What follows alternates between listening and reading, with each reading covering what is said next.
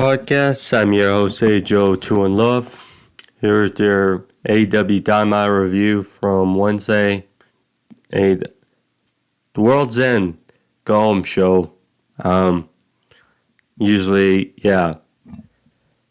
do these things on Fridays or record them on Fridays or upload. But either way, my bad. I had work yesterday, so that kind of tied into plans, but nonetheless, I'm here.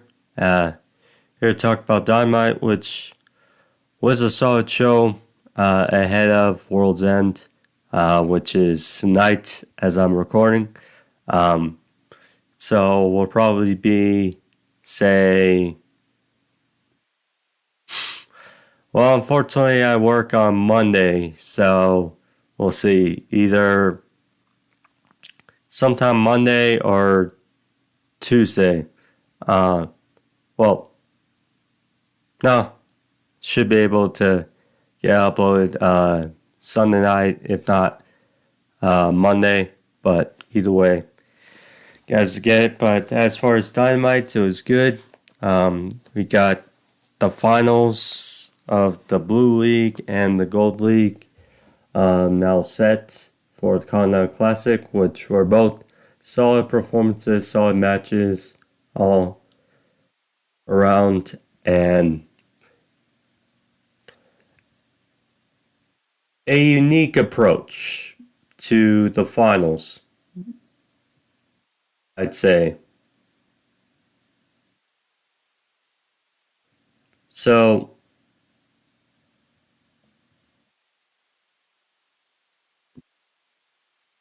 Kingston beat Bryan Danielson in the Blue League final, and Moxley won the Gold League final in a great match versus Swerve and Jay White.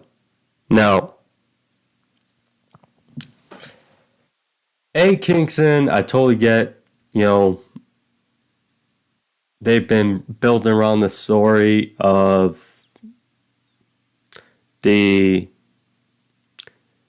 Ring of Honor Championship and his New Japan Strong Championship being both on the line and being up in this tournament as part of this Triple Crown champion type of deal. So he'll be in to defend his titles and probably win. And, this history of Jon Moxley,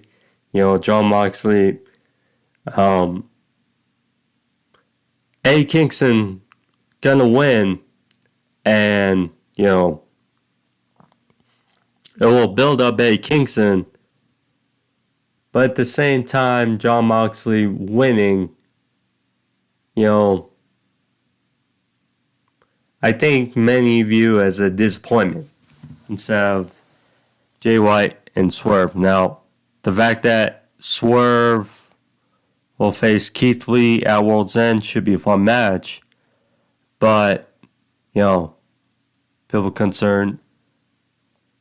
The way it seems is to build up Kingston and, the whole Triple Crown champion. So I get that aspect. Well, at the same time, if you look at it, if Jay White won, would have been great. Certainly, way to build him up nicely since his loss to MJF at Full Gear. But assuming Eddie's going to win, people would complain then. Swerve has been on a great roll. I don't mind that he didn't win. Just because, his momentum has been a great thing out of this tournament, out of the Hangman feud. So, I get both sides of the coin. But, yeah. Also, as you can see, if you have not been following my videos this week, hope you guys like this new layout, new kind of thing about the podcast. But yeah, it's a new thing. Just try out to give the podcast a different feel, different vibe. So yeah, hope you guys enjoy that. But yeah, Dynamite was good. Samoa Joe. Also, before we get into review, so Samoa Joe attacked MJF. So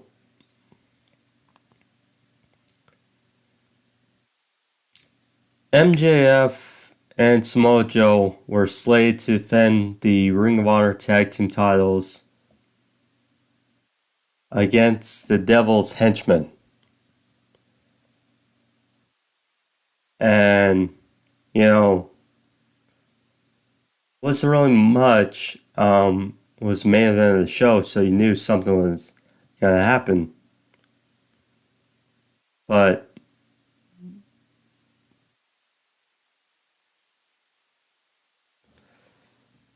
so Samoa Joe, I do like it in a way. So Samoa Joe was hurt backstage, or feigned to be hurt, attacked before the match. And, MJF was out there against Devil's Masked Man, and MJF, we know, is hurt. Short match, you could obviously tell by the whole timing of, saw the amount of time left after Kingston and Bryan Danielson, which, got a good amount of time. Then Skye Blue and Kris statlander, which was a fun match in of itself. But you could tell by the timing that, and the commercial break, that there was going to be an overrun, and match was getting much time, which why should it? But MJF lost the Ring of Honor Tag Team titles to these henchmen. So, poses an interesting idea, because the Kingdom, seems like the great choice. And, Alex Hammerstone, who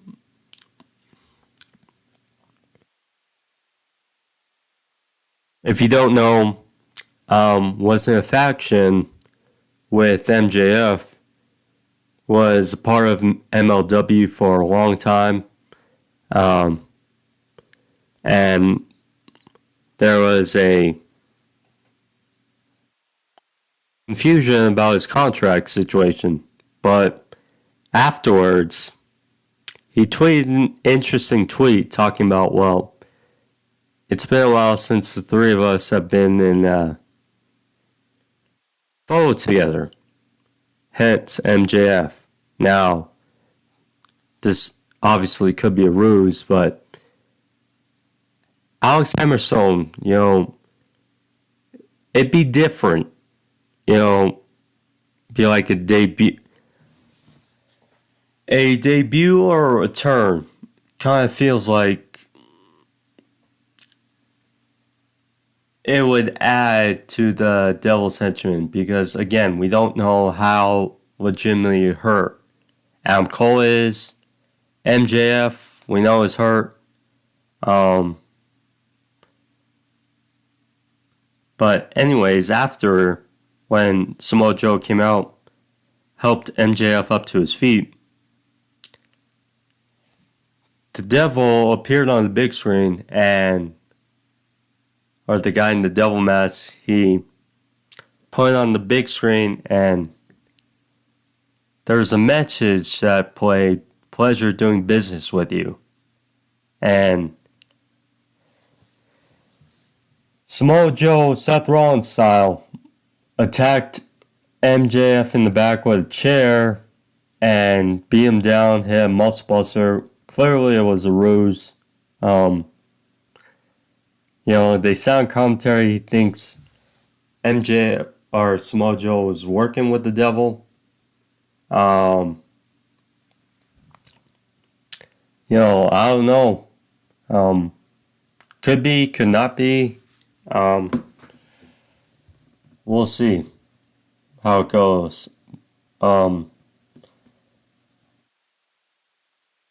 mean, even if it's for a short run, I think we'd love to see Samoa Joe win the AEW World title at World's End because, yeah, we don't know if MJF's going to be out. We don't know how long the injury of, or how legitimate Adam Cole's injury is, but yeah, I mean, we'll see. But with that out of the way, let's get into the review, folks, without further ado.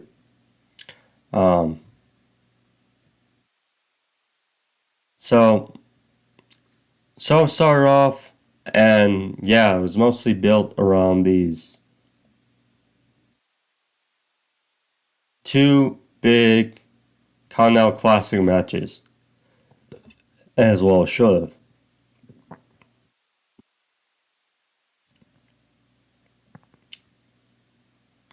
So, Jon Moxley, Jay White, Swerve. This was a fun match, especially towards the end. Really kicked it up a notch. So yeah, they were fighting out on the outside, the whole ordeal, and then after a while, Swerve was picking up the momentum. He had Lariat on Mox, got a diving back elbow as well in the process. He hit a punt kick to White, who was on the outside, then dumped Moxley to the outside and hit a diving crossbody on both of them. Back from break, Swerve and White were on the apron. Swerve hit a jawbreaker on White that stunned him and sent him to the outside.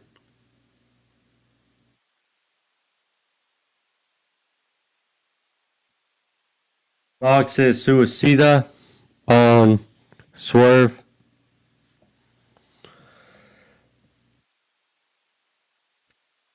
And then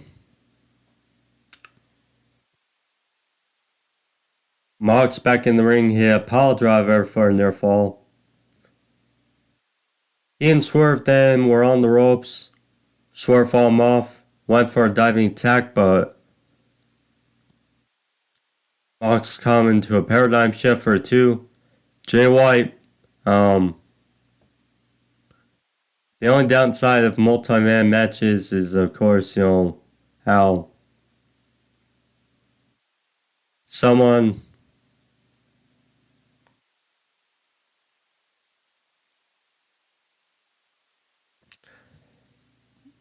using a chair, but White was pretty much sleeping on the outside. He had a chair on both White on Swerve and to Mox, to swing the momentum back in his favor. Took out Mox on the outside, then was taunting Swerve. Swerve counted to a crucifix for a near fall. Swerve followed up, hit a house call kick, and a power slam, followed with a 450, which was broken up by a curb stomp by Mox. So then they were exchanging in the middle ring, just exchange strikes back and forth. Finally, got the advantage. Mox hit a lariat on the Swerve, then White caught Mox with Blade Runner, but broken up by Swerve. White set up the chair in the corner, but ultimately went into it by Swerve. Swerve then got a roll up for a near fall. Swerve then got the momentum, threw Mox in turnbuckle, went for a Swerve stomp, but White threw him to the outside. Mox followed up, hit, a lariat followed with a Death Rider, 1, 2, 3, and as Swerve couldn't get there in time, Moxley wins the Gold League.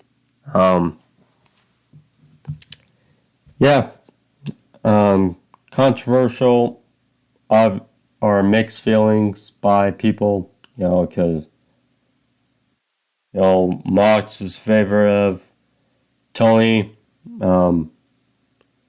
It is what it is. Look,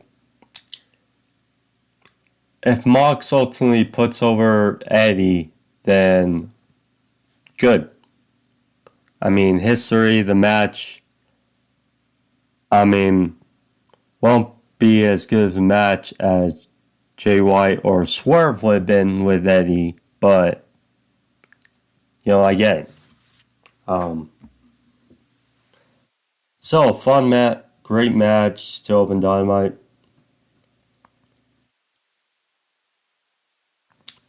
Swerve then was backstage with Prince Nana and Tony Schiavone, and Swerve's not happy, just out of blue, couldn't catch his breath, and already he's being asked about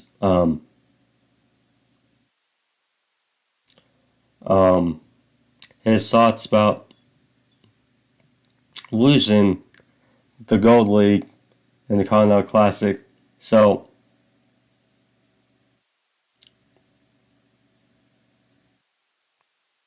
excuse me. Yeah. So, Swerve talked about the challenge of Keith Lee, saying he wants to take down his house. Well, saying he's got nothing to do in Long Island, in New York. So, accepted a challenge on Keith Lee, and Tony Schiavone, coincidentally, had a contract in hand saying that, in case he missed him, that had a contract for World's End. Prince Nana was pissed, saying he didn't get a chance to oversee it, negotiate it, but Swerve didn't mind it and said, fine, we'll just see if he shows up on Saturday. Well, the graphic was made, Swerve versus Keith Lee, so, match has been made.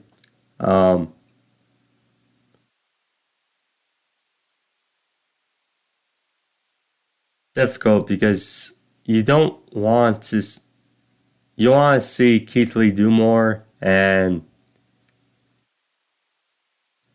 honestly, you don't want to see either lose. It would obviously be a bigger win for Keith Lee than would for Swerve, but we'll see. And besides, look, if Samoa Joe is going to win the title. And yes, they teased a little thing with MJF. If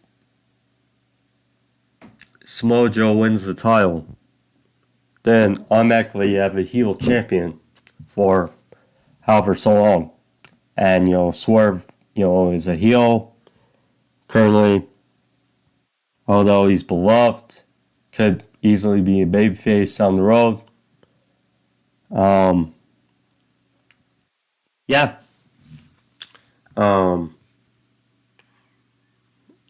You know, when you have someone with so much momentum, it's so easy, it's almost difficult because there's no way where for them to go but either champion or down. And Swerve, has been a great deal of momentum since the Hangman feud, so we'll see.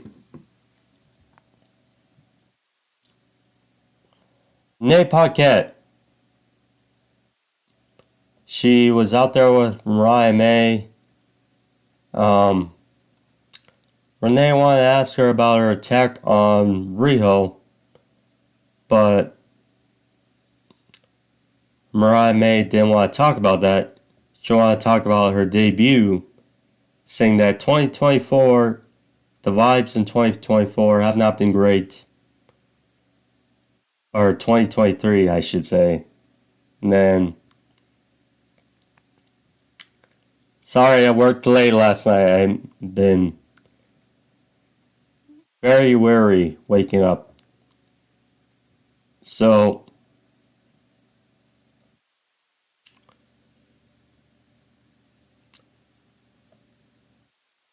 she mentioned how her debut match will be next week.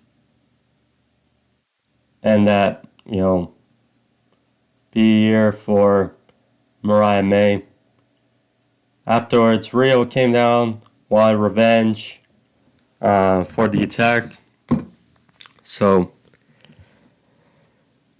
ran down there, and then Toni Storm and Luther, they tried down as Toni Storm wanted to get the advantage on her opponent for World's End. But Riho, got the better. Knocked Toni Storm to the outside, hit a cross body on both Luther and Toni Storm. She held the AEW Women's World Championship. Obviously she's not going to win, but you need the champion look strong, or challenger to look strong to enter pay-per-view. I mean, look, I don't mind Riho. It's just, the way it's like, feels like, they bring her back for a number of weeks, and then she ends up in this feud or for a title, and then ultimately she leaves, and then all of a sudden trots back to in this feud. So we'll see how the match goes on Saturday night. Top Flight and Action Andretti. Disappointed about their loss to Acclaimed on Saturday, which, by the way,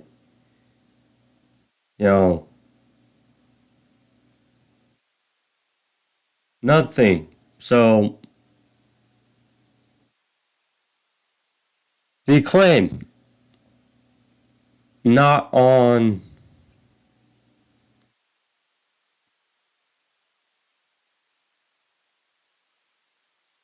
World's End.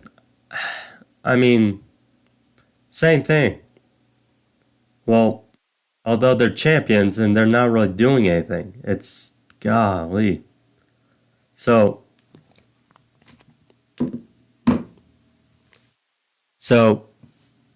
They said that there's more trios in the division to match up against, and said they want to issue a challenge, and of course, Wright walked in. Orange Cassidy and Roppongi Vice. Orange Cassidy, Rocky Romero, and Trent Beretta. Trent was like, I see what we're doing. We're 5 feet away and throw out challenges.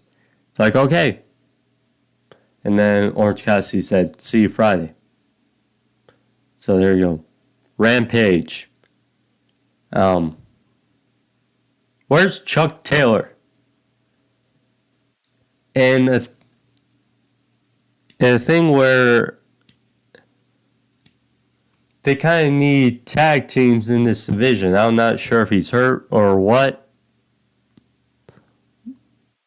But I mean, the best friends, I don't know. So, walked off and the challenge accepted. Rampage. Action Dre took out a water ball, smushed it.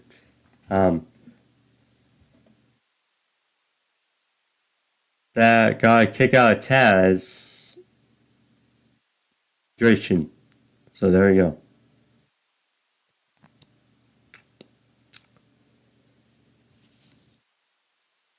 Miro. So they talked about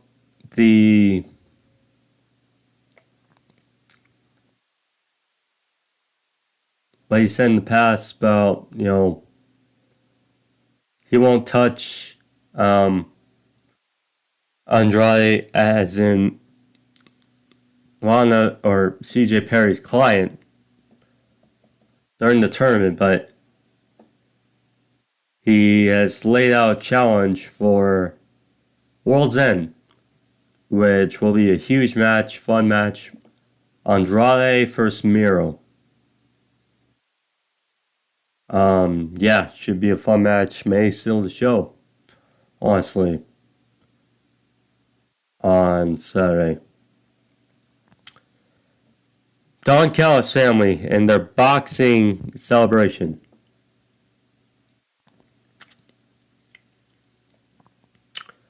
Don Callis still out there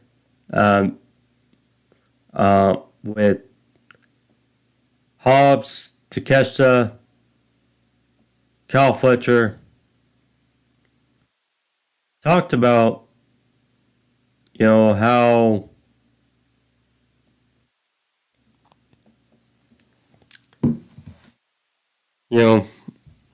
the Don Callis family, being complete, and so he had a bunch of murals, a bunch of paintings. So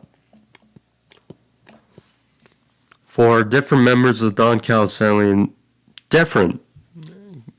Give credit to him, the art department or whatever, that made these paintings.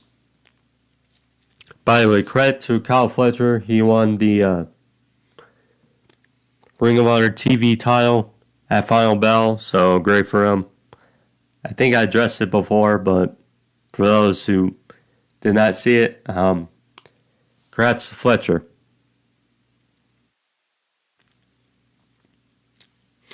So, as he was talking about the Don Callis family being complete and all, Sammy Guevara, who we have not seen in months, partly due to his now being a father and his concussion he suffered a while ago, who they mentioned is a part of the Don Callis family. And, Don Callis and crew, they were happy. Rejoice. Said that they had painting as well for Sammy Guevara. And it was with his family, with his baby. Sammy was pissed, though. He was not having it. As he said, well, you didn't call me, who the hell told you could put my baby in painting? And Don was like, no one. He was backtracking. So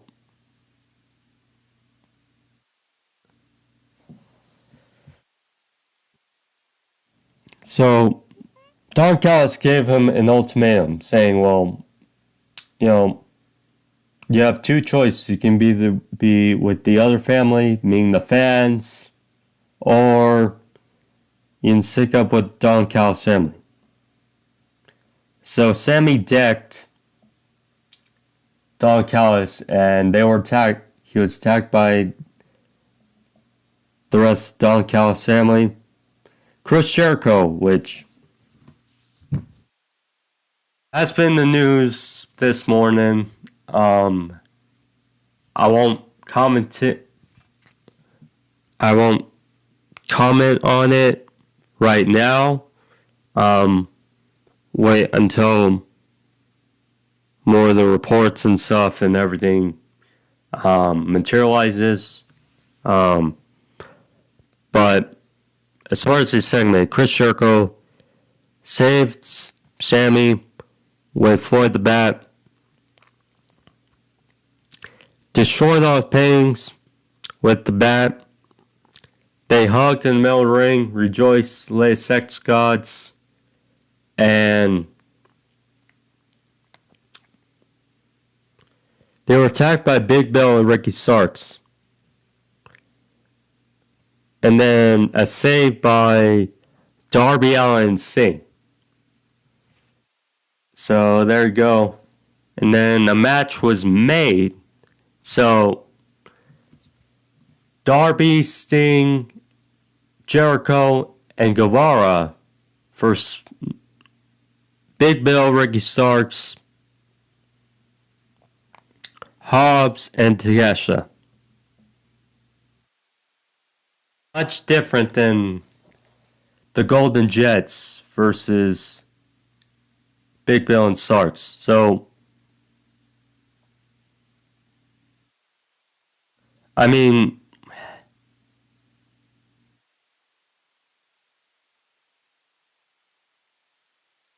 it's good that Hobbs and Takeshita are on the show. That's first. It's good. They mentioned how Kenny's diverticulitis, which again hopefully heals ASAP and has a smooth recovery.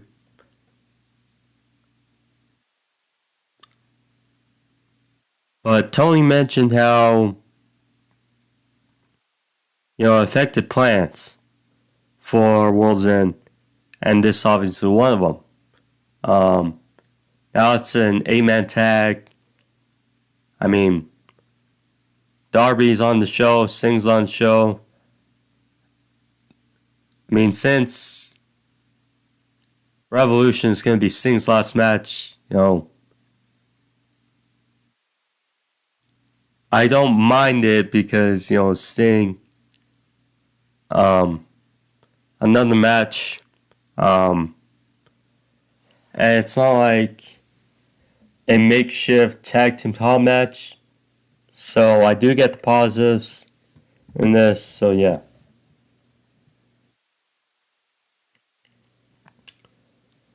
Roderick Strong and the Kingdom, they're backstage.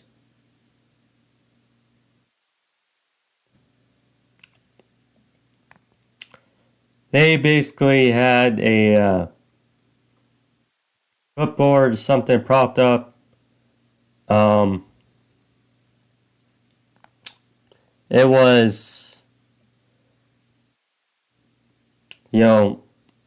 bunch of conclusions about who's the devil and who's not. Basically, all journeying towards MJF. So there you go. Little funny aspect. Still trying to convince everyone. Bryan Danielson versus Eddie Kingston.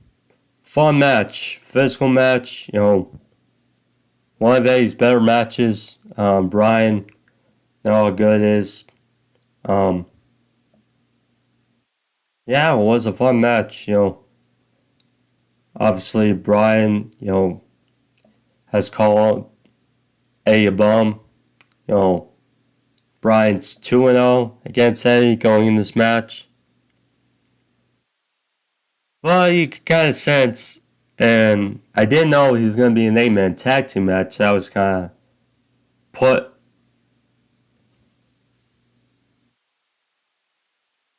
It seems like, okay, so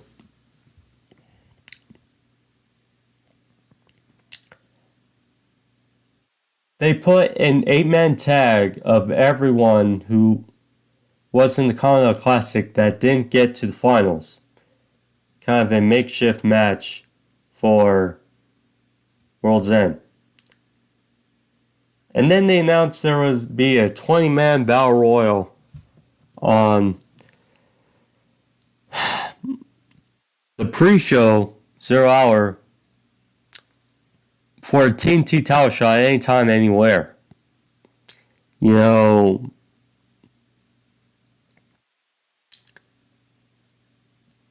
If there's one thing you hate about these pay-per-views sometimes they just try to get everyone on the show for the sake of getting everyone on the show.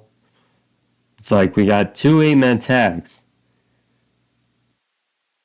I mean, one was enough.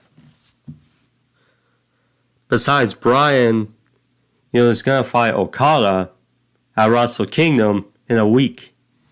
So, I mean, give him some rest. But anyways, this match good. Bryan started with kicks, which were affecting Kingston. Eddie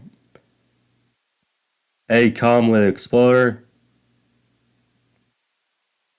Went for a back fist, but Bryan caught it. So Eddie transitioned into a DT, but couldn't capitalize.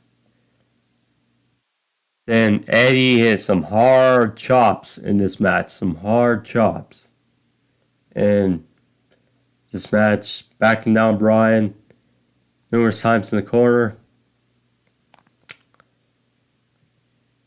Bryan finally went for the label lock, but Eddie got to the ropes.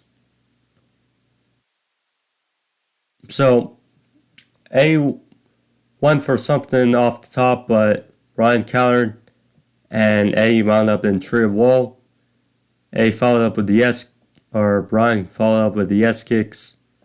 And then a top rope, or Bryan went for a top rope back suplex, but Eddie countered into a crossbody onto Danielson's face. Now, with Bryan's injury, quote unquote, with the eye patch and everything, I was wary about that spot. So again, more chops by Eddie. Bryan followed up with a shoulder capture suplex or a near fall. So Bryan went for a run drop kick in the corner, but Eddie moved out of the way. Hit a big lariat, fell with a Northern Lights bomb, they said, for a near fall. You can tell both guys were feeling it. So Bryan hit the Psycho knee and went for 2. Or it was only for a near fall. Bryan seemed like he was getting cocky and then, went for the elbows, went for the stomps on Eddie, but Eddie would not give up. He flipped off Bryan when referee was checking on him. So Eddie finally hit it. He went for one back fist, caught Bryan, but back and forth, one last flurry. Bryan went for a roundhouse kick but caught the shoulder of Kingston. Then finally Eddie hit another one, another back fist, and then followed up with a big powerbomb by a 1, 2, 3. Eddie Kingston, the Mad King, has now officially beat Bryan Danielson. And great moment. Eddie, the New Yorker, going back to New York in a big moment. One moment happened at Grand Slam over Claudio. Now this match, we'll see. But yeah, it was a fun match.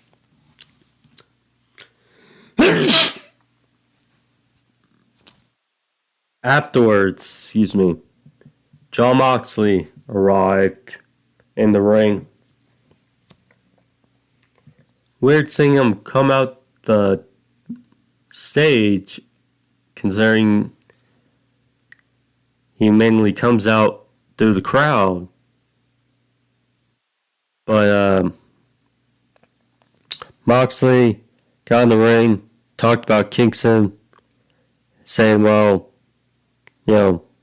he's praised him, talked about the problems, looking after him, etc. But he said the last time they fought, he gave him respect. He didn't finish him. He didn't finish his job. But next time, he won't let him get away. He will finish him this time. He won't have any remorse. And that, everyone loves him. Everyone loves Eddie. At Dynamite, they loved Eddie. At World's End, people love Eddie. And they deserve 100% from Kingston. But he knows Eddie can't beat him. And he says Eddie knows he can't beat him either. So, in his mind, Eddie's already lost. So what's the point? So, as Moxley was going on, Eddie took the mic saying, you talk too much. It's my turn. Talked about the King of Bombs, saying that on Saturday he's going to bust up Moxley and then beat him. And yeah, it's going to be a fun match. He's his senpai. He broke him before him. He's lucky Eddie lets him breathe. Yeah, it's going to be a fun affair, a fun match on Saturday. We'll see how it goes, or World's End.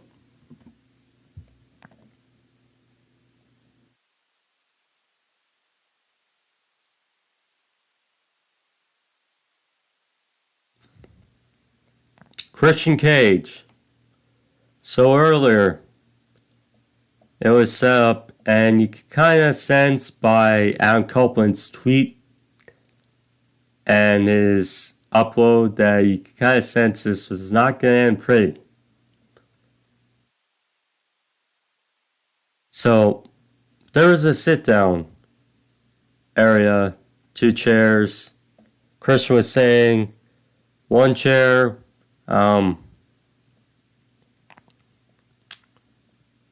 with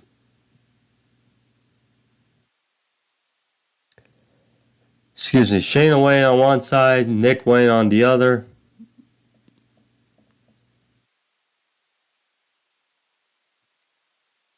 So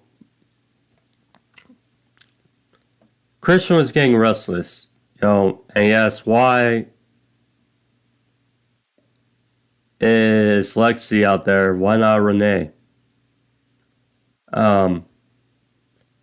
So anyway, eventually the guy said, Copeland's here. So then this wasn't really much of a sit down.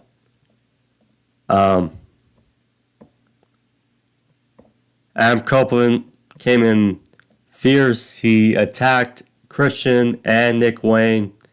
Threw Nick Wayne against up on one of the walls. He beat up Christian. Plenty of wrestlers tried to separate them. You know, it was, I will say it maybe have dragged on a little long, just because, you know, it's like Copeland was running after Christian in the hall, and guys tried to trace him down. I mean, anyways, good for what it was. Yeah. I'm sure the match will be fun on World's End. Looking forward to it. As long as it's better than what it was a couple weeks ago than in Montreal, then yeah.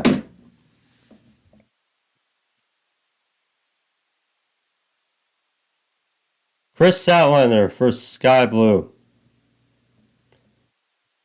Enjoyable match between these two. You know, Skye Blue, her dark essence continues to show. Kris Statlander, you know, I will say she's in a weird direction now.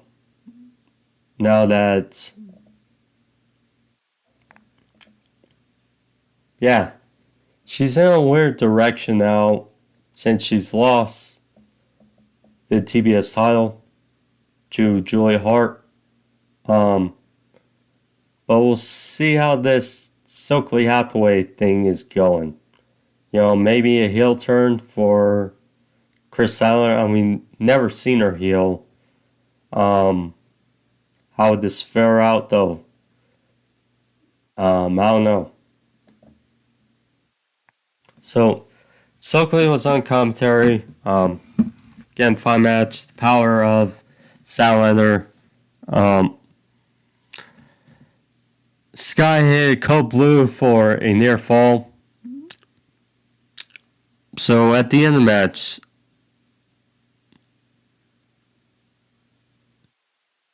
Stat probably was going for a moonsault or something, but Julie Hart, as Skye Blue had the referee distracted, attacked Stat with something, knocking her out, and then Skye followed up hitting an avalanche Cope Blue on Statlander for the win. I mean, we'll see. Afterwards, Stat was in a dragon sleeper by Skye Blue. Will came out for a save. I mean, Stat. We'll see. But. And then Abaddon approached Julie Hart on the stage.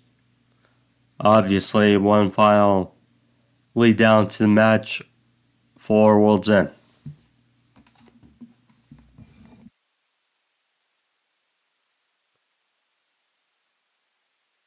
Saraya, Ruby Soho, and Harley Cameron. So, yeah, the way it seems that QTV is done, so that's a good sign.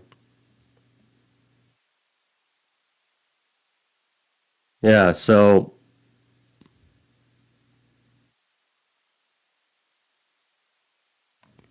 because Johnny TV or John Morrison, whatever you call him, he's on Ring of Honor. Now he's reunited with his wife. So that's a pairing. Then QT Marshall, rumblings about his departure from AEW. Nonetheless, I mean, good wrestler, good hand, but, the whole gimmick, not really needed on AEW. But wish him the best.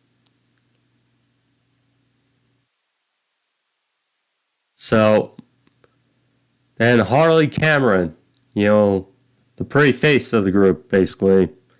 So, she was backstage with Saraya and Ruby Soho, and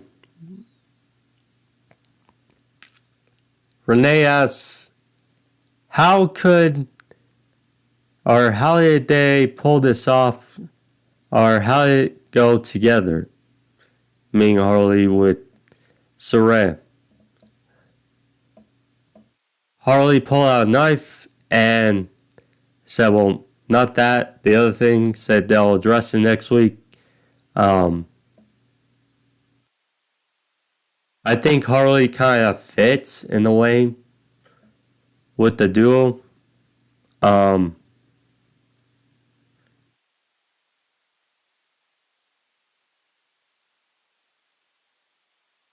Yeah, we'll see.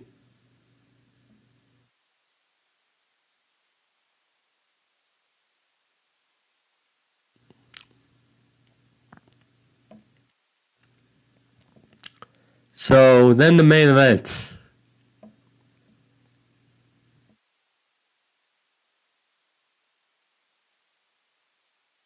So we had the Devil's Masked Men versus our henchmen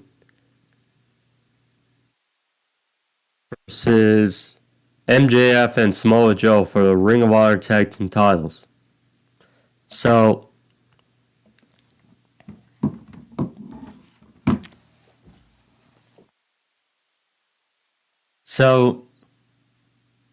the henchmen, there were two of them.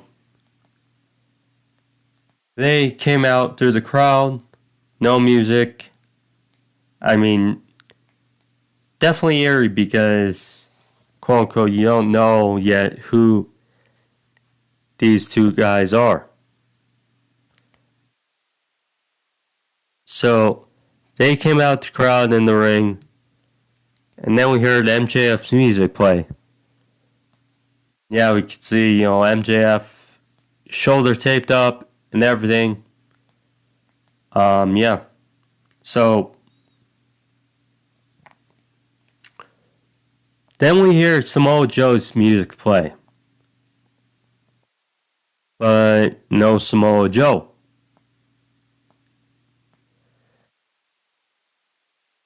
So,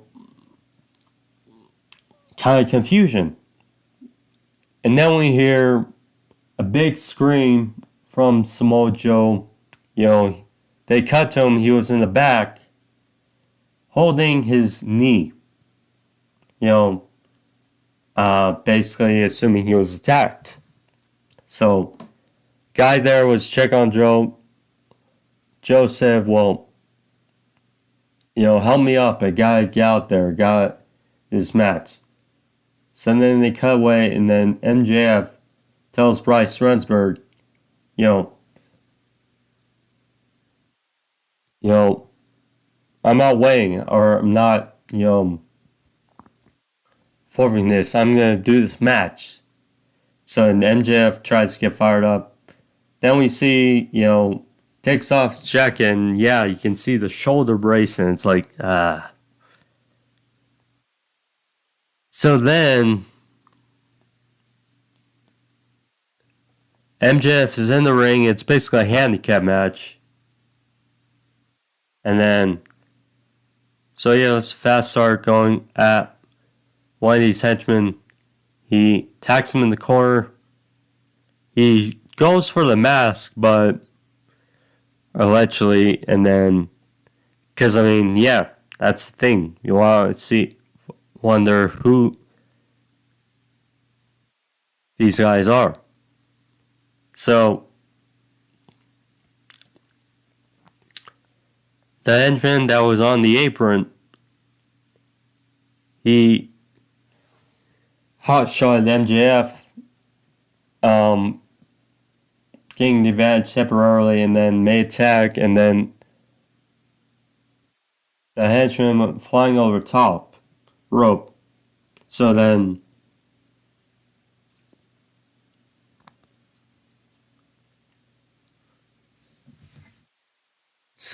all of a sudden we are on the outside. There's another henchman comes out from underneath the ring with a pipe and attacks MJF's injured shoulder or labrum. So, in any event, they roll MJF back in the ring. And then one of the henchmen hits a heat seeker on MJF. 1, 2, 3, and just like that, we have new Ring of Honor Tag Team Champions. So, in a way, that's a relief because MJF's not held by his crutch. But then again, who are these masked men? That's the question. So then, more come out to attack MJF, and finally hear Samoa Joe's music play again, and Samoa Joe's out there. He's hobbled. He has a chair, and the henchmen hightail it. So then Samoa Joe's distraught because he said, he wanted MJF 100%. So then he helps MJF back to his feet, and they were like, well, both champion and challenger are hurt. So then we see on the big screen how the man in the devil mask. So then we see the message saying, pleasure doing business with you. MJF's confused. And then Samoa Joe, right behind, gets that look in his eye. And then wipes out MJF in the back with a chair. Viciously attacks MJF, saying, I did this to you. And then commentary, throws out possibilities, say MJF or Samoa Joe was working with the devil this whole time. See, maybe we'll get the explanation at World's End. Tony Khan said that this storyline is coming to an end shortly, so we'll see. But certainly cliffhanger, and all signs pointing to Samoa Joe perhaps win the title on Saturday, or maybe they pull a Swerve and See, here's the thing. It sucks that MJF's hurt. He's had this long, great run, or great reign. Great run too. But here's the thing. He's hurt, and I already see Kenny Omega down for a while. Or for how long. And Adam Cole, again, we don't know the severity of his injury. So, I mean, it kind of worked best if Samoa Joe wins the title. MJF can go heal up. I mean, the biggest question is Adam Cole, because we all assume he's the devil or the guy behind the mask. So, I mean, we'll see. But certainly an interesting question. But anyways, guys, thank you all for joining me on this AEW Dynamite review. Hope you guys enjoyed it. Subscribe, although I don't have it up, but subscription somewhere around here, and then like button, leave a like, leave a thumbs up.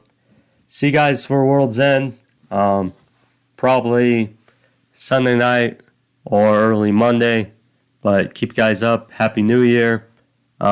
See you guys. Peace.